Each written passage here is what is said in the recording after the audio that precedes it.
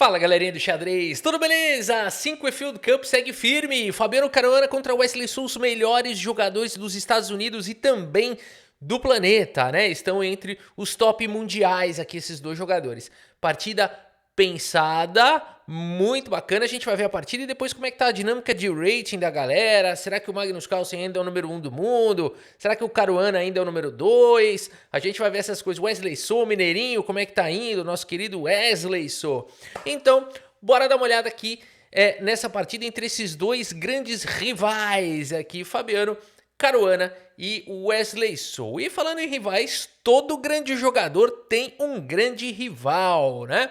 Então, descubra o seu rival também no Rival Chess. Baixe hoje mesmo esse aplicativo, rivalchess.app, tá bom? E descubra o seu rival aí. Tem circuito da rua, do bairro, da cidade, estadual, nacional, continental, mundial e até mesmo interplanetário. E o chefona final aqui é a Caíssa. Tá bom? Baixe hoje mesmo o Rival Chess, descubra seu rival e bora dar uma olhada então na partida do Caruana, que começa com peão dama.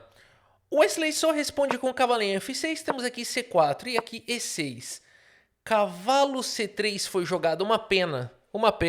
O Fabiano Caruana perdeu uma grande oportunidade aqui, que é jogar o cavalo F3 e permitir a oportunidade do adversário errar feio. Tem um lance aqui que praticamente perde a partida. Quero ver se alguém sabe. Quem acertar o próximo lance que perde a partida vai ganhar uma pizza de salsicha. Deixa eu ver. Pô, quase todo mundo. Que isso, galera. Se você falou bispo B4, você acertou. É a defesa bogo-índia. Ô, Rafa, mas você falou que as pretas perdem aqui, a barrinha nem mexeu. Escuta o que eu tô falando, você vai jogar um dia essa bogo-índia e você vai perder e você vai lembrar de mim. Então fica a dica, nunca jogue a bogo-índia, tá bom? Então tá bom. Rafa, por que você tá falando isso? Não importa, lembra disso, nunca jogue a bogo-índia.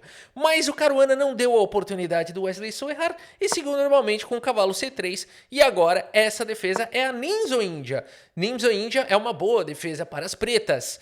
Fabiano Caruana tem várias maneiras de seguir jogando, tem cavalo F3, tem E3, até mesmo dama Macedônia, mas ele preferiu jogar aqui o lance A3, questionando o bispo e permitindo o bispo toma e peão toma, e ficando com esses dois peões aqui dobrados, e ficando aqui com controle um pouco mais prejudicado das casas centrais. No entanto, Caruana é detentor do par de bispos. Por que o Wesley So fez isso? Vamos ver, os caras são bons de teoria, isso aqui é teórico. C5 foi jogado pelo Wesley, F3 foi jogado pelo Caruana e notem como a abertura é boa aqui para as pretas, hein? Que loucura! Aqui temos o lance cavalo C6 e E4. O Fabiano Caruana tem um centro forte aí de peões. Wesley segue com o lance D6 e aqui temos o lance cavalinho E2 seguindo com o desarrolho. O rei tá um pouquinho aí exposto, né? O rei do Caruana. Como é que ele vai resolver isso? Roque foi jogado, cavalo vem para G3, B6 solidifica e dá um pouquinho mais de espaço para o bispo. E agora temos o lance bispo em E2, preparando para rocar. Bispo em A6, já coloca uma pressão nessa coluna que pode se tornar uma coluna semi-aberta. Então já existe essa pressão. E aqui Roque coloca o rei em segurança. E o Wesley So faz o quê? Claro, traz a torre aqui para a coluna C. F4, Fabiano Caruana momentaneamente aqui tem um centro forte, agora esse centro é destruído por peão toma, não tem problema, porque Fabiano reconstrói esse poderoso centro com o lance peão toma, e olha isso, uma cena bonita aqui, hein, uma cena bonita, os peões aqui avançando, linha de frente, cavalo em A5 foi jogado pelo Wesley So. 3 ataques no peão, apenas uma defesa. Como é que faz quando tem 3 ataques e uma defesa? Não faz. Segue jogando outra coisa. Fabiano Caruana segue apostando na ala do rei com o lance F5. Wesley So vai para o melhor lance da posição H6. Cara, ele jogou rápido isso aqui, hein? Ele deve conhecer isso aqui, o Wesley So. Não é possível. Ou ele pensou, né? Acho que conhecer não, porque eles já gastaram aqui algum tempinho no relógio. Mas ele encontrou esse lance H6, que é um lance muito importante aqui da posição. Bispo por C4 também é possível de se jogar. Dá para jogar tranquilamente aqui um bispo por C4. Mas tá vindo um bispo G5 que incomoda um pouquinho, né? Então, H6 aqui preferiu jogar. O Wesley So jogou um pouco mais sólido. Temos aqui o lance E5 pelo Caruana. peão toma, e agora as damas aqui se encaram e saem do tabuleiro. Dama toma, torre retoma, e o cavalo atacado pula para casa de H7. E o Caruana segue com o lance bispo D2. Opa, o que está acontecendo aqui? Bom, esse peão não pode ser mais defendido, 3 ataques aqui, né, apenas uma defesa, e o Caruana vai para essa ideia do bispo D2, Wesley só vai para o fino da posição cavalo B3, porque aqui, pessoal, bispo D2 até foi um lance legal, mas os computadores mandam jogar F6 e fala que é o lance único da posição. Quão fácil é achar esse lance? Não é muito fácil, mas existe uma pressão aqui em H6 que justifica esse lance. Tudo bem que aqui estaria vindo um G5, aí teria que encontrar A4. Não é muito simples essa continuação, né? Porque aí o peão fica aqui à espreita para jogar um A5 no futuro, tentar abrir a coluna A. Mas não é muito fácil jogar dessa maneira, não é nada fácil. Aqui dá para jogar bispo A3, também uma das ideias aqui da posição. É interessante, né? As brancas vão acabar perdendo o peão, mas elas têm o par de bispos e tem um peão avançado aqui, um pouco mais de espaço. Posição confusa, nada clara, ninguém sabe o que está acontecendo aqui. Mas o Caruana seguiu com essa continuação que é um pouco menos forte. A partida segue agora com o lance cavalo B3 exclama e o Caruana segue com o lance torre de A em B1. E agora cavalo por bispo foi jogado, torre toma, e nesse momento Wesley So decide que é um momento saudável e talvez o último momento que ele tem para capturar esse peão que ele tanto pressionou, e por isso o bispo toma. E agora temos trocas, bispo toma e torre retoma, e o Caruana vai tentar tirar algum. Agora o Caruana luta pelo empate nessa posição, pessoal. A verdade é essa, tem um momento que você, quando vai entrando para um final, assim, do meio jogo para o final, você tem que muitas vezes assumir essa dura verdade que você está lutando pelo empate. Rafa, mas aqui ele ainda tem um peão aqui na ala do rei, um cavalo podendo ir lá para F5? Tá, é verdade, ainda não tá tão claro assim que a luta é por um empate, mas a tendência é essa, mas as pretas não podem vacilar. Wesley só segue com o lance torre A4, fino, ataca, defende, e o Caruana segue com o lance torre B4, um erro aqui do Caruana, um erro que faz sentido.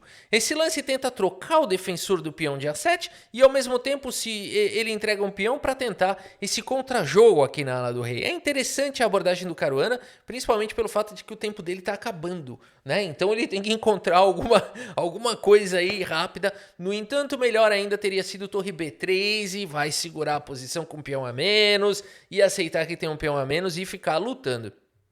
O Caruana segue com torre B4 e agora o Wesley So captura mais um peão e tem 2 peões passados e conectados. Isso é perigoso demais. Caruana vai pro tudo ou nada. Torre G4 foi jogado, colocando uma pressão aqui na ala do rei. Wesley So segue com o fino, torre em A1 com cheque, abre caminho para a peãozada, rasga o rei para o meio do tabuleiro. E agora sim, depois de ter deslocado o rei, torre A5 foi jogado pelo Wesley So, colocando pressão nos peões. Uau, temos o lance F6 agora pelo Caruana e o Wesley vai pro o lance fino G5 aqui. Rafa, tô a fim de rasgar um H4 aqui, será que dá? Não dá tempo porque o peão tá caindo e esse peão ele vai cair e a torre vai ajudar a defender a posição. Então não dá para jogar H4 e por isso o Caruana tem que fazer o triste lance torre E4. Esse lance é triste demais porque ele tira uma boa casa do cavalo, a torre tem que ficar se defendendo. Não tá bacana para Caruana, mas tudo pode acontecer. O Wesley So segue dando novos ares para essa torre. Agora esse peão incomoda demais, tem um cavalo chegando aqui, tem uma situação aqui que não é simples para o Wesley So, hein? E o Caruana segue com o lance H4. Wesley segue com o cavalo em F8, um bom lance. Um lance que ganha um tempo sobre a torre. Fabiano Caruana segue com torre B7, mantendo a torre na 7ª horizontal. E o Wesley segue com o lance cavalo G6, bota pressão no peão. Temos trocas agora, peão toma, peão retoma. Poderia ter sido, mas tem um lance melhor, o fino do fino. E foi jogado pelo jogador filipino, até rimou, que é o lance torre C2 aqui com cheque primeiro. Joga o rei para casa de G1, o rei vai se esconder, senão ele vai ficar exposto demais aqui. Rei F3 aqui, não sei não, hein, tá exposto demais aqui, não pode dar boa, aí está levando mate aqui daqui a pouco. Então, o lance jogado foi rei G1 e agora temos o lance, opa, torre de A em A2. Wesley So não está para brincadeira, So. Dobra as torres na sétima. Há quem diga que 2 torres na sétima horizontal ganham a partida. Quem disse isso foi Dr. Orfeu D'Agostini, no seu livro Xadrez Básico da década de bolinha. É década de bolinha, não sei se é década de 60. De quando que é esse livro? Aliás, um fantástico livro, notação já deprecada. A família não autorizou modernizar o livro, mas também acho que ainda não caducou direito autoral. É uma pena, realmente a família não modernizar. E não, é aquela coisa, nós não vamos modernizar e ninguém vai, sabe? Aquela coisa assim, não dá nem para achar mais o livro, nem imprimiram mais o livro. Fica o meu pesar aqui, porque é um livro que mudou a vida de muita gente, é curricular, Xadrez Básico do Dr. Orfeu D'Agostini. Aí você vai acabar achando o PDF aqui, o PDF lá, ou vai achar um usado com folha rasgada. É uma pena, um excelente livro. Eu tenho interesse de modernizar esse livro. Se um dia a família me permitir, eu modernizarei o livro O Xadrez Básico. Ou nós juntos. Já pensou fazer uma ação aí, uma ação em conjunto? Aí a gente pode fazer isso, hein? Mas por enquanto ainda não dá. Tem que ver quando é... Eu vou ver isso aí, quando é que vai caducar o direito autoral aí do livro, né? Muito bem, galera. Torre de A em A2 foi jogado pelo Wesley So. Temos agora a torre B8 com cheque. Opa, é mate? Não, o rei tem a casa de H7. E agora a torre B7. Opa, o Fabiano Caruana, pelo visto, tá querendo empatar aqui. Ele tá querendo fazer um empate por repetição. O Wesley So tem que encontrar uma saída.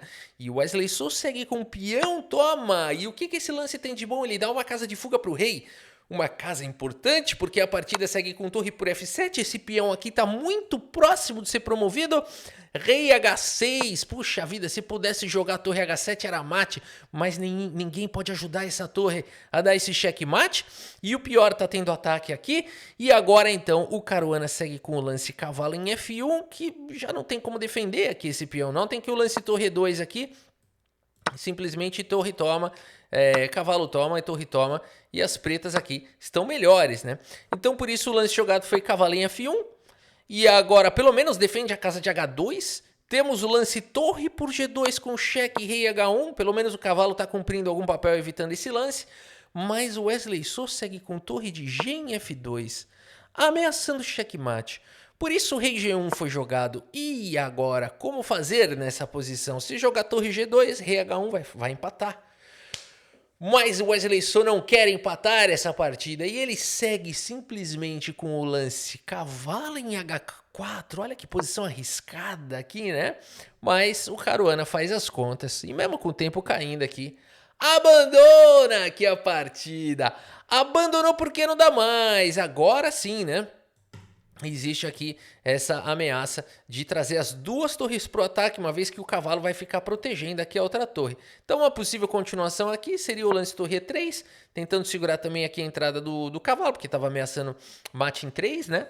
Então, por exemplo, só para mostrar o mate em 3 aqui. Ah, eu quero promover o peão, vou jogar torre B7, né? Uma possível continuação. Deixa eu apagar aqui, senão ele vai...